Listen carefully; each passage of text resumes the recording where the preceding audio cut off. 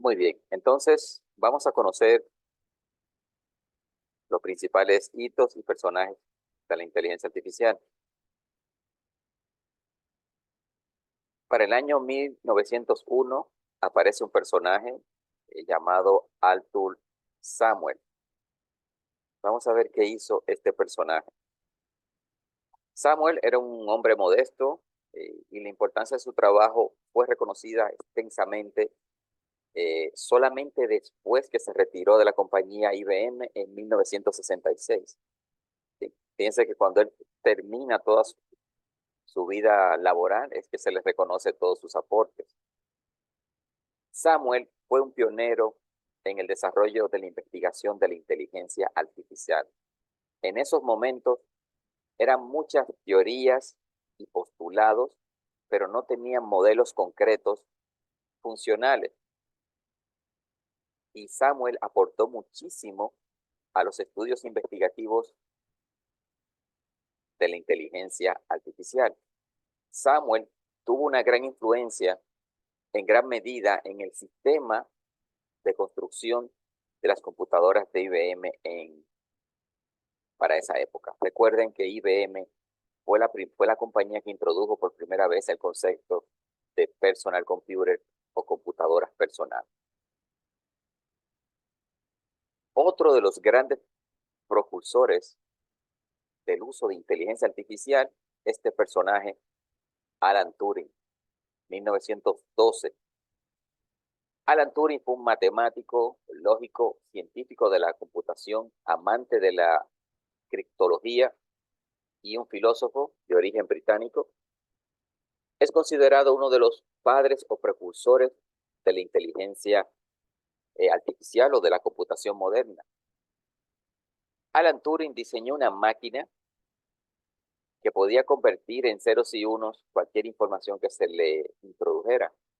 Recuerden que el sistema base de almacenamiento de una computadora es el sistema binario. La computadora solamente entiende ceros y unos, ¿sí?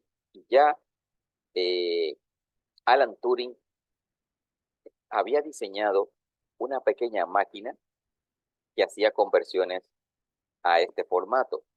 Pero más aún, Alan Turing fue uno de los grandes genios que ayudaron a que los aliados vencieran a la Alemania nazi en la Segunda Guerra Mundial. Los alemanes eh, tenían un sistema de comunicación, el ejército alemán tenía un sistema de comunicación que estaba encriptado. Los aliados no entendían o trataban de descifrar los mensajes encriptados que en la forma en que se comunicaban los ejércitos. Y los alemanes estaban ganando la guerra, bombardeaban constantemente a Inglaterra, el país natal de Turing, y estaban conquistando todos los países de Europa, ¿sí? Entonces, todo cambia cuando de forma fortuita se captura un submarino alemán y ellos descubren las máquinas que se utilizaban para encriptar los mensajes. Esa máquina, eh, los alemanes pensaron que el submarino se había perdido y que la tripulación había fallecido, pero realmente había sido capturado. Entonces ahí los aliados empiezan a tratar de entender cómo funcionaba el código descifrado de los mensajes. Pero ¿qué sucede? Cada vez que ellos estaban cerca de descifrar el código para poder leer los mensajes, vaya sorpresa, cada 24 horas este código cambiaba, lo cual resultaba en un esfuerzo inútil tratar de descifrar ese código de forma manual. Es entonces donde el gobierno británico pone un anuncio en el periódico, pone un enigma, invitándoles a todas las personas que pudieran descifrar ese enigma, que le enviaran la respuesta y el gobierno se iba a comunicar con ellos. Muchas personas trataron de descifrar el enigma que publicó el gobierno. Solo un grupo muy selecto pudo descifrar ese mensaje. Entre ellos estaba Alan Turing. Entonces, ese grupo que pudo descifrar ese código especial, se les contrató para trabajar en un proyecto secreto. Se lo sacaron de la ciudad, lo llevaron a una fortaleza controlada militarmente. Y ahí es que le dicen que ellos van a trabajar por un proyecto ultra secreto del gobierno y consistía en construir una máquina que pudiera descifrar en tiempo real los mensajes que venían de la máquina Enigma. Así se llamaba la máquina que utilizaban los alemanes para poder cifrar los mensajes. Empiezan a trabajar, Alan Turing lideraba el proyecto. Alan Turing era una persona difícil de tratar, no le gustaba trabajar con personas, era un poco complicado trabajar con él.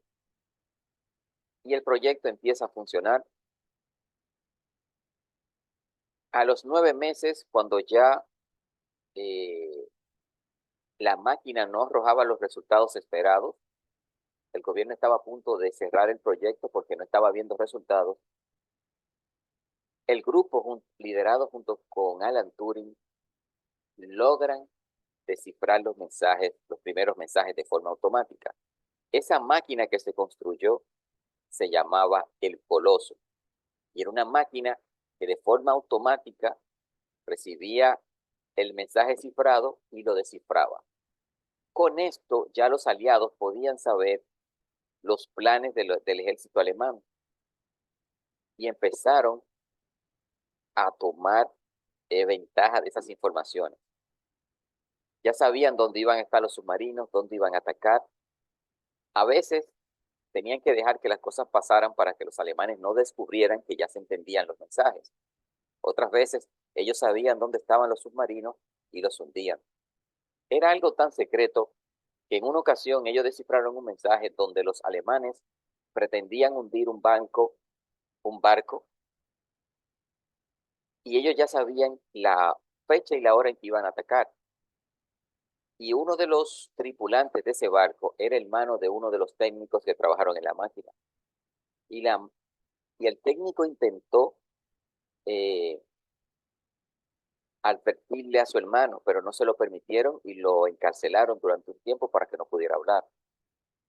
Los alemanes hundieron el barco y su hermano falleció, un hermano de uno de los técnicos, ¿sí?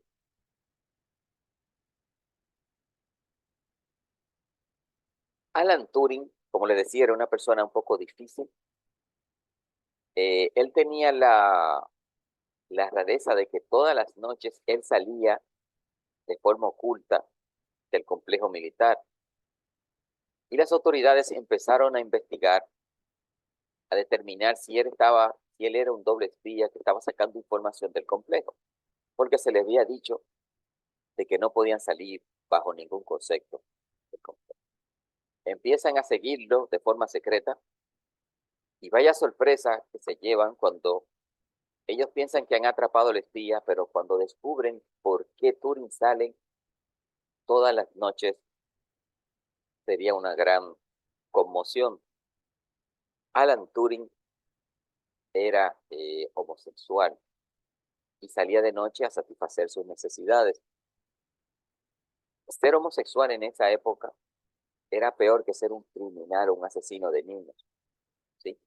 Inmediatamente se le apresó, se le acusó de toda clase de barbaridades y se le llevó a juicio, en donde él tenía que aceptar un tratamiento que le iban a poner para que dejara la homosexualidad, o de lo contrario, le iban a despojar de todos sus títulos, de todos sus premios, y lo iban a encarcelar, lo iban a deshonrar, ya lo habían hecho. Y Alan Turing amaba mucho su trabajo y decidió tomar el tratamiento para curarle su supuesta enfermedad. Obviamente este tratamiento lo que hizo fue llevarlo a una eh, profunda depresión, y Alan Turing un día tomó una manzana, le inyectó cianuro y le dio una mordida y se suicidó. El logo que representa a Apple dicen que es un tributo que Steve Jobs quiso hacerle a ese gran matemático y físico llamado Alan Turing. Muchos años después, en la década de los 80, ya habían pasado muchos años, más de 60 años, la reina le concedió un perdón póstumo, reconociendo todos los aportes que hizo Alan Turing por su país, y se le reconoció ser uno de los precursores en el desarrollo de la computación moderna y de la inteligencia artificial. ¿Por qué se dice que Alan Turing es un precursor de la inteligencia artificial? Porque Alan Turing fue de los primeros en empezar y a decir que las máquinas algún día tendrían inteligencia. No solo eso, también diseñó una prueba que se llama la prueba de Turing, en donde la prueba consistía en colocar a dos interlocutores junto con un equipo, una computadora, por decirlo de alguna forma, y los interlocutores no podían verse unos con otros, sino que se hacían preguntas a través de una mampara. Si al final de las interacciones la persona no podía determinar que se había hablado con una máquina, entonces ese equipo se consideraba inteligente, esa máquina. Tuvieron que pasar más de 60 o 80 años para que una máquina con inteligencia artificial superara ese test. Hoy en día, ustedes conocen, por ejemplo, el ChatGPT 4 y otros sistemas de inteligencia artificial bastante avanzados. Es gracias a todo ese periodo investigativo y de desarrollo de tecnología que hoy tenemos uso de la IA. Es para que vean que la IA no es algo nuevo, sino que desde hace décadas se venía desarrollando y perfeccionando. Y Alan Turing fue uno de los grandes precursores de la ciencia de la computación, ¿sí? Considerado un padre de la computación y uno de los grandes precursores en el uso y desarrollo de inteligencia artificial. En el 1916, Herbert Simon, ese es otro gran personaje. Este señor ganó el premio Nobel de Cornell Mellon University. Él era un investigador en los campos de la psicología cognitiva, fíjense, la psicología cognitiva, ya sabemos lo que trata esto, ¿sí? También de la informática, también sobre la administración pública, y en un periodo entre el 1950 y a 1955, junto con otro personaje, Darwin Hawking, descubrió y probó el teorema de Hawking-Hawking. Y eh, este teorema trataba acerca del uso de vectores, la existencia de los vectores en la solución para las matrices de la entrada y salida. Las matrices juegan un papel muy importante en el desarrollo de los sistemas cognitivos de inteligencia artificial. Ya veremos esto cuando entremos en el tema del machine learning y las redes neuronales. Este señor es considerado uno de los precursores en el campo del desarrollo de la IA. También tenemos a Klaus Shannon. Este señor, en su tesis de maestría en el MIT, el Massachusetts Institute Technology, el Instituto Tecnológico de Massachusetts, demostró cómo el álgebra booleana podría utilizarse en el análisis y en la síntesis de la conmutación de los circuitos digitales. Él pudo demostrar con su tesis que las fuentes de información pueden medirse y que los canales de comunicación tienen una unidad de medida similar. En el campo de la inteligencia artificial, en el año del 50, publicó un trabajo que describía la programación de una computadora para jugar ajedrez, ¿sí? Fíjense cómo ya los científicos estaban tratando de crear sistemas inteligentes y el juego de ajedrez eh, es el juego ciencia.